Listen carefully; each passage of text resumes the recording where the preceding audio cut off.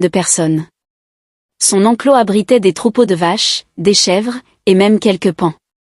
La maison principale, une grande bâtisse aux murs rouges, était décorée de sculptures en bois et de tissus colorés. Mais ce qui frappait le plus, c'était la cour centrale où résonnaient toujours des rires, des disputes, et parfois des cris d'alerte quand les épouses de Dario étaient en désaccord. Dario n'avait pas une, ni deux, mais 4 épouses. Et croyez-moi, gérer 4 femmes, c'est comme essayer de jongler avec 4 calebasses remplies d'eau, tôt ou tard, tout finit par se renverser. Tara, la plus jeune, était la perle rare de Dario. Elle était d'une beauté à couper le souffle, avec une peau éclatante et des yeux brillants comme les étoiles. Mais attention, Tara n'était pas juste belle, elle avait aussi un tempérament de feu. Quand elle était en colère, même les poules du village cessaient de pondre. Amara, la plus ancienne, était la voix de la raison dans la maison. C'était une femme sage, respectée par tout le village. Elle conseillait souvent Dario dans ses affaires et ses décisions. Mais certains disaient qu'elle était trop indulgente, surtout avec les folies de son mari. Nadia, quant à elle, était un mystère ambulant. Elle parlait peu, mais quand elle ouvrait la bouche, ses paroles étaient comme des flèches, prêtes à atteindre leur cible.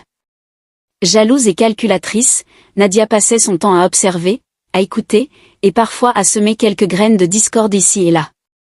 Enfin, il y avait Zina, la généreuse. Elle était aimée du peuple pour sa gentillesse et son habitude de partager la nourriture avec les villageois. Mais Dario, lui, semblait souvent l'oublier. Peut-être parce qu'elle était la plus discrète, ou peut-être parce qu'elle n'aimait pas les querelles.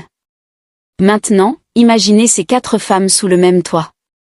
C'était comme mettre un chat, un chien, une chèvre, et un serpent dans la même pièce.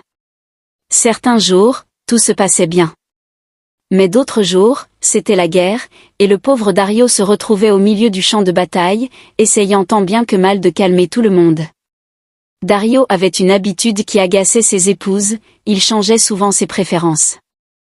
Un jour, il passait tout son temps avec Tara, la couvrant de cadeaux et d'éloges. Le lendemain, il se tournait vers Nadia, murmurant des promesses qui faisaient battre son cœur. Et ainsi de suite. Cette instabilité créait des tensions entre les épouses, qui se disputaient constamment pour attirer son attention.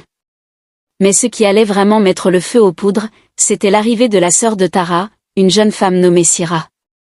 Elle était venue au village pour une visite, innocente et pleine d'enthousiasme.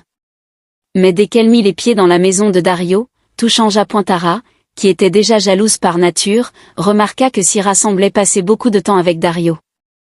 Elle les surprenait souvent en train de discuter